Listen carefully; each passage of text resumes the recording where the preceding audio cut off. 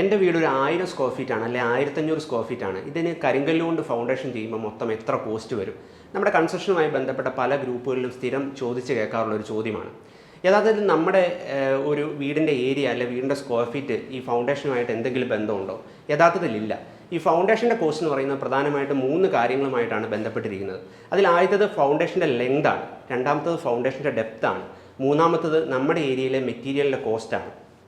ഈ വീഡിയോയിലൂടെ നമ്മളിപ്പോൾ കരിങ്കല്ലുകൊണ്ട് ഒരു ഫൗണ്ടേഷൻ ചെയ്യുമ്പോൾ എങ്ങനെ അതിൻ്റെ കൃത്യമായ കോസ്റ്റ് കാൽക്കുലേറ്റ് ചെയ്യാമെന്നാണ് നമ്മൾ മനസ്സിലാക്കാൻ പോകുന്നത്. അതിനുവേണ്ടി ഞാനൊരു എക്സൽ ഷീറ്റ് പ്രിപ്പയർ ചെയ്തിട്ടുണ്ട്.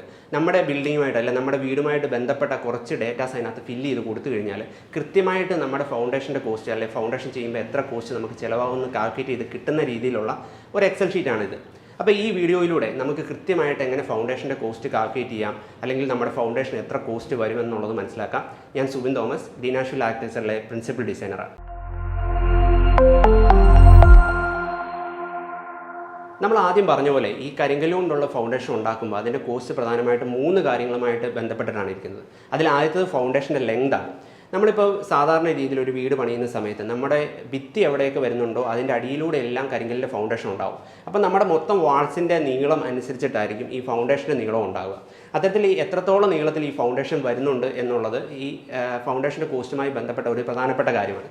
രണ്ടാമത്തെ കാര്യം എന്ന് പറഞ്ഞാൽ ഫൗണ്ടേഷൻ്റെ ഡെപ്താണ്.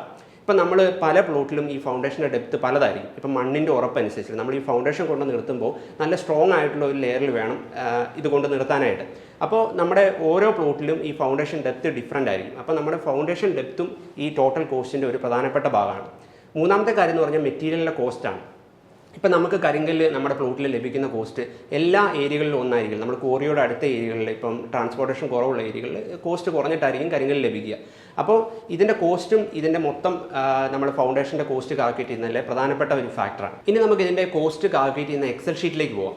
ഈ എക്സൽ ഷീറ്റിൽ നമ്മൾ പ്രധാനമായിട്ടും മുമ്പേ പറഞ്ഞ പോലെ 3 പ്രധാനപ്പെട്ട കാര്യങ്ങളാണ് നമ്മൾ ഇതിനകത്ത് അപ്ഡേറ്റ് ചെയ്ത് കൊടുക്കേണ്ടത്. അതിനകത്ത് നമ്മുടെ മൊത്തം മെറ്റീരിയൽ കോസ്റ്റിൻ്റെ ഡീറ്റെയിൽസ് നമ്മൾ കൊടുക്കണം. അതുപോലെ തന്നെ നമ്മുടെ ഫൗണ്ടേഷൻ്റെ ഡെപ്ത് കൊടുക്കണം, ടോട്ടൽ ഫൗണ്ടേഷൻ്റെ ലെങ്ത് കൊടുക്കണം. ഈ 3 കാര്യങ്ങളുമായിട്ട് ബന്ധപ്പെട്ടാണ് ഇതിൻ്റെ ടോട്ടൽ കോസ്റ്റ് കാൽക്കുലേറ്റ് ചെയ്ത് വരിക. ഇപ്പോൾ നമ്മളൊരു ഫൗണ്ടേഷൻ്റെ കാര്യം പറഞ്ഞു കഴിഞ്ഞാൽ ഇതിനകത്ത് പ്രധാനമായിട്ട് നമ്മൾ ഇപ്പോൾ ഇതിൻ്റെ ആദ്യത്തെ ഭാഗത്തിലേക്ക് നോക്കിക്കഴിഞ്ഞ് കഴിഞ്ഞാൽ ഇതിൻ്റെ മെറ്റീരിയൽസിൻ്റെ ലിസ്റ്റ് കൊടുത്തിട്ടുണ്ട്.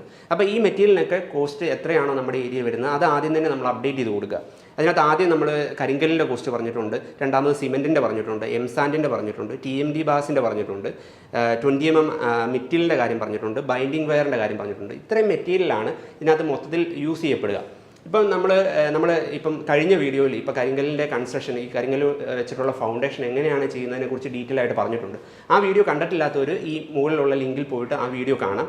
അപ്പോൾ ആ വീഡിയോയിൽ പറയുന്ന പോലെ നമുക്ക് മണ്ണിലടിയിലേക്ക് വരുന്നത് ഫൗണ്ടേഷൻ നമ്മൾ സിമെൻറ്റ് ഇടാത്ത രീതിയിലാണ് കരിങ്കല്ല് കിട്ടുന്നത്. മണ്ണിന് മുകളിലേക്ക് വരുന്ന തറയായിട്ട് വരുന്നിടത്ത് നമ്മൾ സിമെൻറ്റ് ഉപയോഗിച്ചിട്ടാണ് കരിങ്കല്ല് കിട്ടുന്നത്. അതിനെ റാണ്ടർ റബിൾ മേസൺട്രി എന്നാണ് പറയുന്നത്.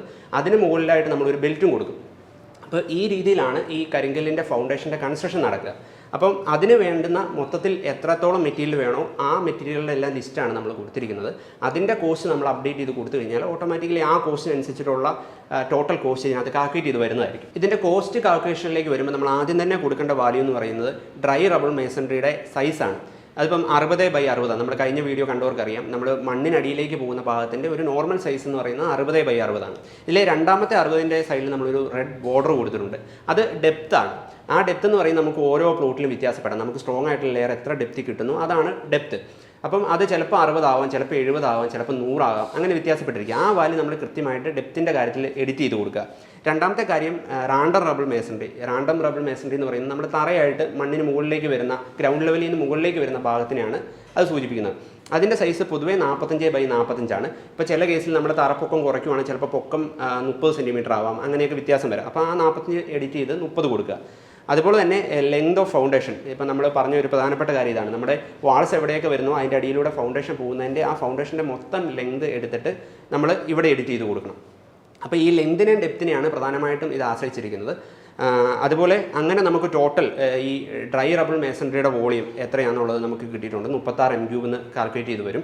അതുപോലെ തന്നെ വോളിയം ഓഫ് റാണ്ടം റബിൾ മേസൺട്രി അതും കാൽക്കുലേറ്റ് ചെയ്ത് ഇതിനകത്ത് നമുക്ക് ഓട്ടോമാറ്റിക്കലി കാൽക്കുലേറ്റ് ചെയ്ത് കിട്ടും. ഈ കളർ കൊടുത്തിട്ടുള്ള വാല്യൂസ് മാത്രം നിങ്ങൾ എഡിറ്റ് ചെയ്യേണ്ടതാണെങ്കിൽ എഡിറ്റ് ചെയ്താൽ മതി. അല്ലാത്തതെല്ലാം ഓട്ടോമാറ്റിക്കലി കാൽക്കുലേറ്റ് ചെയ്ത് വരുന്ന രീതിയിലാണ് നമ്മളിത് പ്രിപ്പയർ ചെയ്തിട്ടുള്ളത്. അപ്പോൾ അതനുസരിച്ചിട്ട് വരുന്ന മെറ്റീരിയലാണ് നമ്മൾ ഇതിൽ കാൽക്കുലേറ്റ് ചെയ്തിരിക്കുന്നത്. നമ്മുടെ ഫൗണ്ടേഷൻ ലെങ്ത് എന്ന് പറയുന്നത് നമ്മൾ 100 മീറ്റർ എന്ന് കൊടുത്തിട്ടുണ്ടല്ലോ. അപ്പോൾ അതനുസരിച്ചിട്ട് വരുന്ന മെറ്റീരിയലാണ് നമ്മളിവിടെ കാൽക്കുലേറ്റ് ചെയ്തിരിക്കുന്നത്. അത് നോക്കിക്കഴിഞ്ഞ് കഴിഞ്ഞാൽ റബ്ബിൾ 2979 ക്യൂബിക് ഫീറ്റ് നമുക്ക് കിട്ടും, സിമെൻറ്റ് 70.9 ബാഗിൽ നിന്ന് കിട്ടും, എംസാൻഡ് 567 ക്യൂബിക് ഫീറ്റിൽ നിന്ന് കിട്ടും. നമ്മൾ ലേബർ കോസ്റ്റ് കരിങ്കല്ല് കെട്ടിന് നമ്മൾ കൊടുത്തേക്കുന്നത് 35 പെർ ക്യൂബിക് ഫീറ്റ് ആണ്. അത് നിങ്ങളുടെ ഏരിയയിൽ അനുസരിച്ചിട്ട് നമുക്ക് വേണമെങ്കിൽ അത് എഡിറ്റ് ചെയ്ത് കൊടുക്കാവുന്നതാണ്. അങ്ങനെ നമുക്ക് ടോട്ടൽ ഇതിൻ്റെ എല്ലാം കോസ്റ്റ് നമ്മൾ മെറ്റീരിയൽ കോസ്റ്റ് മുകളിൽ അപ്ഡേറ്റ് ചെയ്തനുസരിച്ചിട്ട് വന്നേക്കുന്നത് 2,78,15 രൂപയാണ്.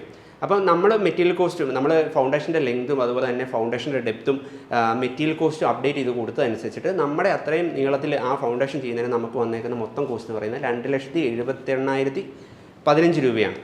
ഇനി ഇതിൻ്റെ കൂടെ വരുന്നതെന്ന് വെച്ച് കഴിഞ്ഞാൽ RCC ബെൽറ്റിൻ്റെ കൺസെഷനാണ്. അപ്പോൾ സാധാരണ ഈ ബെൽറ്റ് കൊടുക്കുന്നതെന്ന് പറയുന്നത് 30 സെൻറ്റിമീറ്റർ വീതിയും 15 സെൻറ്റിമീറ്റർ പൊക്കമുള്ള രീതിയിലാണ്. അതിനകത്ത് 8 mm 6 കമ്പിയും 8 mm സ്റ്റിറപ്പുമാണ് പൊതുവേ കൊടുക്കുന്നത്.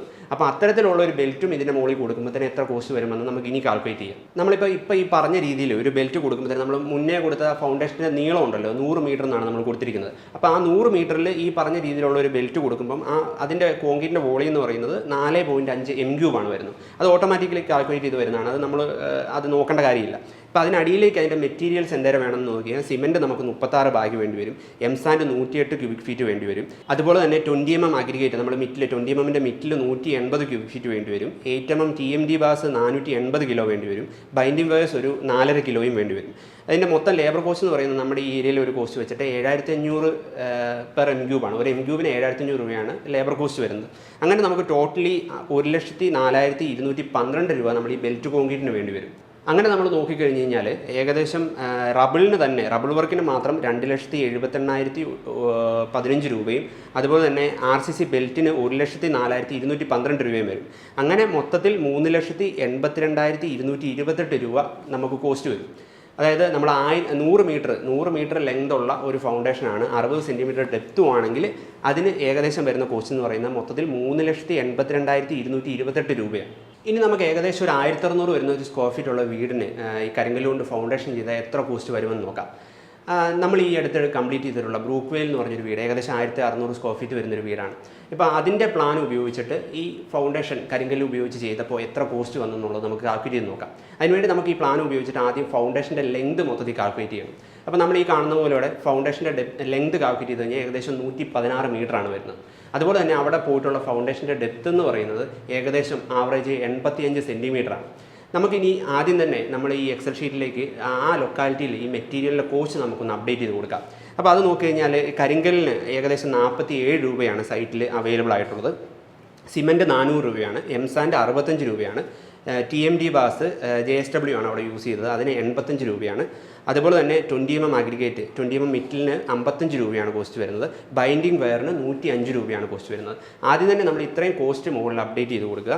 അതിനുശേഷം നമ്മൾ ഡ്രൈ റബിൾ മേസൺറിയുടെ സൈസ് 60/60 ആയിരുന്നു നമ്മൾ നോർമലി കൊടുക്കുന്നത്. ഇവിടെ ഡെപ്ത് 85 ആയതുകൊണ്ട് തന്നെ 60/85 നമ്മൾ അപ്ഡേറ്റ് ചെയ്ത് കൊടുക്കുന്നു. റാൻഡർ റബിൾ മേസൺറിയുടെ സൈസ് 45/45 തന്നെ. അതുപോലെ തന്നെ ടോട്ടൽ ഫൗണ്ടേഷൻ്റെ ലെങ്ത് എന്ന് പറയുന്നത് 116 മീറ്ററാണ് അവിടെ വന്നിട്ടുള്ളത്. അപ്പോൾ ഇത്രയും കാര്യങ്ങൾ നമ്മൾ ആദ്യം തന്നെ അങ്ങ് അപ്ഡേറ്റ് ചെയ്ത് കൊടുക്കുക. അതുപോലെ നമ്മൾ ലേബർ കോസ്റ്റ് അപ്ഡേറ്റ് ചെയ്ത് കൊടുക്കുക. കരിങ്കല്ല് കെട്ടുന്നതിന് നമ്മുടെ ആ ഏരിയയിൽ വരുന്ന ലേബർ കോസ്റ്റ് എന്ന് പറയുന്നത് ഒരു ക്യൂബിക് ഫീറ്റ് 35 രൂപയാണ്. അത് നമ്മൾ അപ്ഡേറ്റ് ചെയ്ത് കൊടുക്കുക. ഈ താഴേക്ക് വന്നു കഴിഞ്ഞാൽ RCC ബെൽറ്റിൻ്റെ സൈസ് 30/15 എന്നുള്ളത് അത് നോർമൽ സൈസ് തന്നെയാണ്. ആ സൈസിൽ തന്നെയാണ് അവിടെയും ചെയ്തിരിക്കുന്നത്. അതുകൊണ്ട് 30/15 എന്നുള്ളത് നമ്മൾ അവിടെ അപ്ഡേറ്റ് ചെയ്ത് കൊടുക്കുക.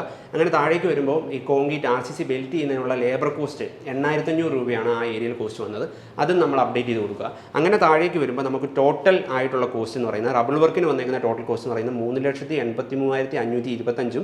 അതുപോലെ തന്നെ RCC ബെൽറ്റിന് വന്നേക്കുന്ന ടോട്ടൽ കോസ്റ്റ് എന്ന് പറയുന്നത് 1,28,577 അങ്ങനെ ടോട്ടലി നമുക്ക് വന്നേക്കുന്ന കോസ്റ്റ് 5,12,103 നമുക്ക് ടോട്ടൽ ആ ഒരു ഫൗണ്ടേഷൻ ചെയ്യാൻ വേണ്ടി വന്നേക്കുന്ന കോസ്റ്റ്. അപ്പോൾ അത് താഴേക്ക് വന്നു കഴിഞ്ഞാൽ നമ്മുടെ ബിൽഡപ്പ് ഏരിയ 1,600 സ്ക്വയർ ഫീറ്റ് എന്ന് കൊടുത്തിട്ടുണ്ട്. അപ്പോൾ പെർ സ്ക്വയർ ഫീറ്റ് നമുക്ക് വന്ന കോസ്റ്റ് എന്ന് പറയുന്നത് 320 രൂപയാണ്. അപ്പോൾ ഈ എക്സൽ ഷീറ്റിലൂടെ ഇപ്പോൾ നിങ്ങളുടെ ഫൗണ്ടേഷൻ്റെ ലെങ്തും ഫൗണ്ടേഷൻ്റെ ഡെപ്തും അതുപോലെ തന്നെ ലേബർ കോസ്റ്റും മെറ്റീരിയൽ കോസ്റ്റും ഒക്കെ അപ്ഡേറ്റ് ചെയ്ത് കൊടുത്തു കഴിഞ്ഞാൽ കൃത്യമായിട്ട് നിങ്ങൾക്ക് ഈ ഫൗണ്ടേഷൻ്റെ കോസ്റ്റ് കാൽക്കുലേറ്റ് ചെയ്യാനായിട്ട് പറ്റും. ഇപ്പോൾ കരിങ്കല്ല് ഉപയോഗിച്ചുകൊണ്ടുള്ള ഫൗണ്ടേഷൻ നിങ്ങൾ ചെയ്യാനായിട്ട് തയ്യാറെടുക്കുകയാണെങ്കിലോ അല്ലെങ്കിൽ ഫ്യൂച്ചറിൽ ചെയ്യാൻ പോവുകയാണെങ്കിലോ ഈ വീഡിയോയിലൂടെയും എക്സൽ ഷീറ്റിലൂടെയും പറഞ്ഞ കാര്യങ്ങൾ നിങ്ങൾക്ക് നല്ല രീതിയിൽ ഉപകാരപ്പെടുമെന്ന് വിചാരിക്കുന്നു. മറ്റാരെയും ഡിപ്പെൻഡ് ചെയ്യാതെ നിങ്ങൾക്ക് കൃത്യമായി ഈ വർക്കിനെ കുറിച്ച് മനസ്സിലാക്കാനും ഇതിൻ്റെ കോസ്റ്റിനെ കുറിച്ച് കൂടുതൽ കാര്യങ്ങൾ മനസ്സിലാക്കാനും ഒക്കെ ഈ വീഡിയോയിലൂടെ കഴിഞ്ഞെന്ന് വിചാരിക്കുന്നു. അപ്പോൾ ഈ വീഡിയോ കാണുന്നതിനോടൊപ്പം തന്നെ നമ്മൾ ഈ കരിങ്കൽ ഫൗണ്ടേഷനെ കുറിച്ച് അല്ലെങ്കിൽ ഫൗണ്ടേഷൻ ചെയ്യുമ്പോൾ ശ്രദ്ധിക്കേണ്ട കാര്യങ്ങളെക്കുറിച്ച് ഒരു വീഡിയോ ചെയ്തിട്ടുണ്ട്. ആ വീഡിയോ കൂടി കാണുക. അപ്പോൾ ഈ 2 വീഡിയോ കൂടെ ചേർത്ത് വെച്ച് കഴിഞ്ഞാൽ ഈ കരിങ്കൽ ഫൗണ്ടേഷനെ കുറിച്ച് നിങ്ങൾക്ക് വ്യക്തമായ ഒരു ധാരണ ഉണ്ടാകുമെന്ന് ഞാൻ വിചാരിക്കുന്നു. മറ്റൊരു ടോപ്പിക്കുമായി വീണ്ടും കാണാം. Thank you.